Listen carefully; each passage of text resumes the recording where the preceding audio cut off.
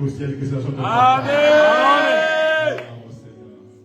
Et j'aimerais déjà vous annoncer une très bonne nouvelle aussi. C'est que le dimanche prochain, nous aurons deux pasteurs invités qui eux aussi m'ont surpris. Ils viennent du Canada. Le pasteur Noé Kaimba, que nous connaissons. Il sera là le dimanche prochain. Il ne sera pas seul, il vient aussi avec un invité. Alléluia. Amen. Je pense que c'est même lui qui va nous prêcher le dimanche prochain.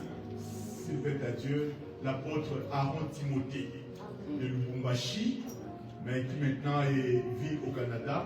Donc ils viendront le dimanche prochain. Donc le dimanche prochain, je ne sais pas pour qui ils viennent.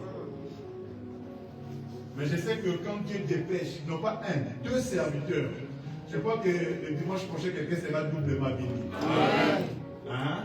Donc, ne sois pas égoïste, ne viens pas seul. Venons en famille, invite un ami, parce que je crois de tout mon cœur que Dieu nous fera du bien. Amen. Alors, depuis la veillée du 31 décembre, nous sommes en train de parler du Dieu de la multiplication. Et nous sommes en train d'étudier ce texte de Matthieu chapitre 14. Matthieu chapitre 14. Nous avons commencé notre lecture à partir du verset 13e. Nous sommes en train de parler de cette histoire très connue de la multiplication de 5 pains et de 2 poissons. Et le dimanche passé, j'ai commencé un peu à étudier ce qui s'est passé avant la multiplication. Oui, c'est vrai que je parlais de l'année de la multiplication, mais nous voulons commencer à considérer qu'est-ce qui s'est passé avant cette multiplication. Et le dimanche passé, j'ai commencé à parler de la guérison. Jésus n'a pas seulement multiplié le pain, mais il sait qu'un corps malade ne sait pas apprécier la nourriture. Alors il a d'abord commencé par guérir, et puis après il a multiplié le pain. Voilà pourquoi le dimanche passé, j'ai dit ceci: Dieu va d'abord te guérir et il va te faire apprécier sa bénédiction. Amen. Amen. Aujourd'hui, j'aimerais encore faire un petit pas en arrière. Ce n'est pas vraiment mon sujet, je vais continuer sur la guérison. Mais j'aimerais juste que nous regardions un peu combien notre Jésus est merveilleux. Dans Matthieu chapitre 14, que nous avons lu déjà depuis un certain temps, au verset 13, où nous avons commencé, il est écrit: à cette nouvelle, Jésus partit de là dans une barque pour se retirer à l'écart dans un lieu désert. La foule, l'ayant su, sortit de ville et le suivit à pied. Quand il sortit de la barque, il vit une grande foule et fut ému de compassion pour elle. Et il guérit le malade. Le soir étant venu, les disciples s'approchèrent et lui dirent: ce lieu est désert, l'heure est déjà avancée, renvoie la foule, afin qu'elle aille dans le village pour s'acheter des vivres. On a commencé notre texte là, parce que ce qui nous intéressait, c'était l'histoire de la multiplication. Mais je voudrais que nous puissions considérer la première phrase de ce texte. On nous dit: à cette nouvelle, Jésus partit. À cette nouvelle. Mais quelle est donc cette nouvelle que Jésus avait reçue, qui plus tard va le pousser à aller prier, à guérir les malades et à multiplier? Quelle est cette nouvelle? Cette nouvelle, si le média est capable de revenir juste au verset précédent, le verset 12. Le verset 12, si le média est en accord avec moi, voilà exactement. La Bible dit au verset 12, les disciples des gens vinrent prendre son corps et l'ensevelir. Et ils allèrent l'annoncer à Jésus. Au fait, nous avons commencé notre texte à partir du verset 13. Mais au verset 12, on nous dit qu'on est venu donner la nouvelle à Jésus que son frère, Jean-Baptiste, son cousin, parce que je rappelle à quelqu'un que Jésus est 100% Dieu, il est 100% homme. Et humainement, Jésus, on vient lui annoncer que son cousin, son frère est mort. Il vient de recevoir une très mauvaise nouvelle. Chacun de nous sera ému. Et je te rappelle que Jésus avait aussi des sentiments. Vous allez vous rappeler, quand il est arrivé devant la tombe de Lazare, Jésus a pleuré. Jésus avait faim, Jésus avait soif. D'ailleurs, à la croix, il a dit, j'ai soif. C'est-à-dire, humainement, il ressentait des choses. Et là, on vient lui dire que ton cousin, ton frère est mort. Et pas n'importe quel mort. Il a été décapité. Chacun d'entre nous se mettrait à pleurer. Chacun d'entre nous se mettrait à gémir. Et même certains iront plus loin à commencer à dire, ça me devrait la vie pour l'été. On va commencer à se plaindre. Mais Jésus, qu'est-ce qu'il fait? À cette nouvelle, oh mon Dieu, à l'écoute de cette nouvelle, Jésus se décide d'aller se retirer dans les lieux déserts.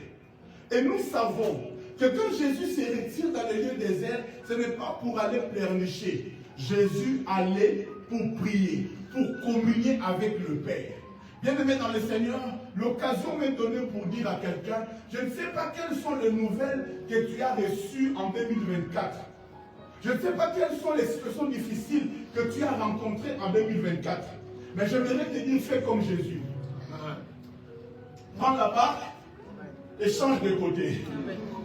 La bonne nouvelle, c'est que tu n'es plus en 2024. Tu es passé en 2025.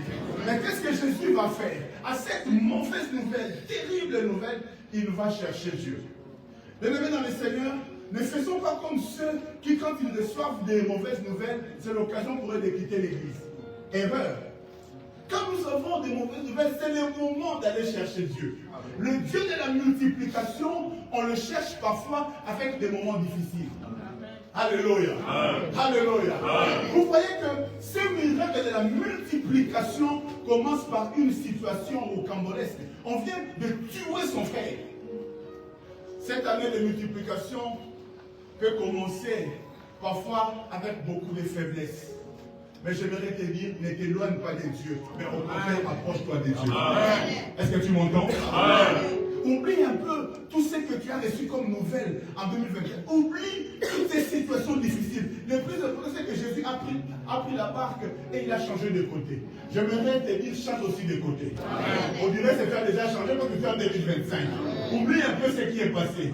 Regarde ce que Dieu veut faire. C'est-à-dire, regarde ce que Dieu. Cette année, j'aimerais annoncer à quelqu'un, c'est une année de bonnes nouvelles. Amen. Je ne sais pas qui je parle, je dis c'est une année de bonnes nouvelles. Amen. Voilà donc, Jésus, il arrive, il reçoit une mauvaise nouvelle, mais il continue à aller chercher Dieu. Et dans la présence de Dieu, ce que j'aime, Jésus sort comme si de rien n'était. Il y a un mystère dans la présence de Dieu. Amen. Bisika nazwaka makasi. Bisika nazonga kaya sika. Je parlais du pasteur Moïse. Vous savez, même quand tout semble noir, même quand tout semble compliqué, quand tu entres dans la présence de Dieu, j'aimerais dire à quelqu'un, c'est comme un transfert qui s'est fait. Comment?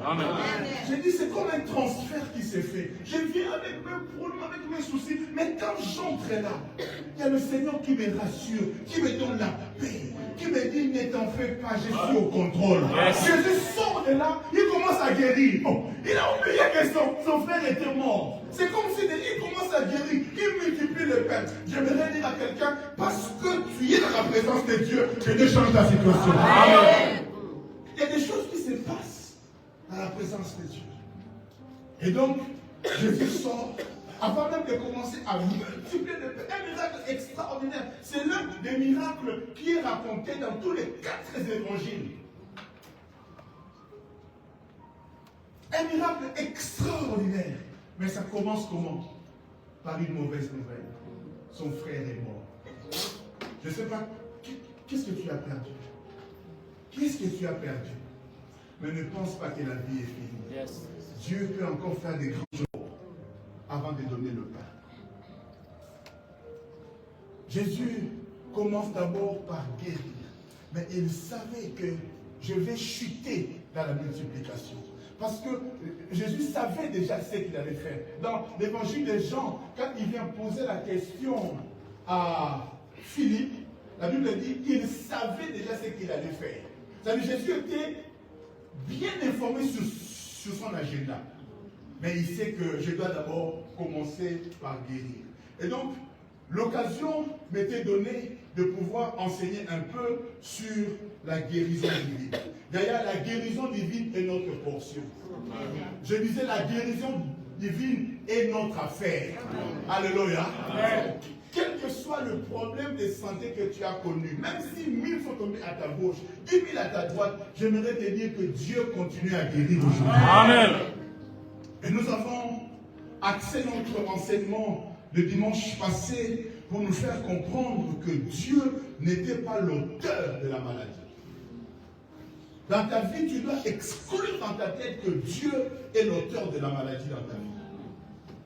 Et nous avons démontré cela par plusieurs versets. Nous avons pris plusieurs cas, le cas des gens. Tous les cas polémiques, là, on l'a balayé le dimanche passé. Dieu n'est pas l'auteur de ta maladie.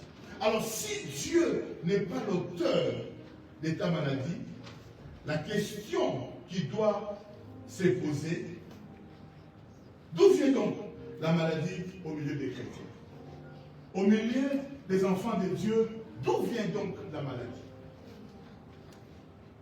J'ai commencé à dire le dimanche passé que le principal acteur de la maladie dans le corps, c'est le diable. Ce n'est pas Dieu, c'est le diable.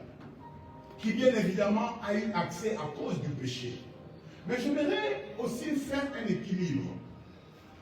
Je vais parler du diable tout à l'heure. Mais j'aimerais aussi dire que certaines maladies, c'est juste la conséquence du désordre de nous-mêmes, enfants de Dieu.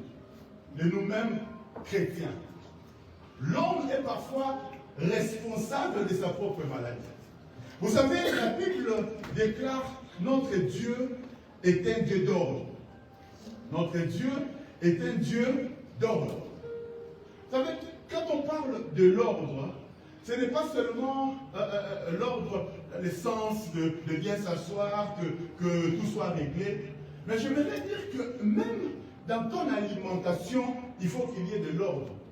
Ne soyons pas non plus extrémistes pour dire que toute maladie vient du diable. On ne va pas aussi nous-mêmes devenir menteurs à sa place. Certaines maladies, c'est juste parce que nous vivons dans un certain désordre. Nous mangeons n'importe comment. Alléluia. Amen. Nous mangeons n'importe comment, nous mangeons à n'importe quelle heure.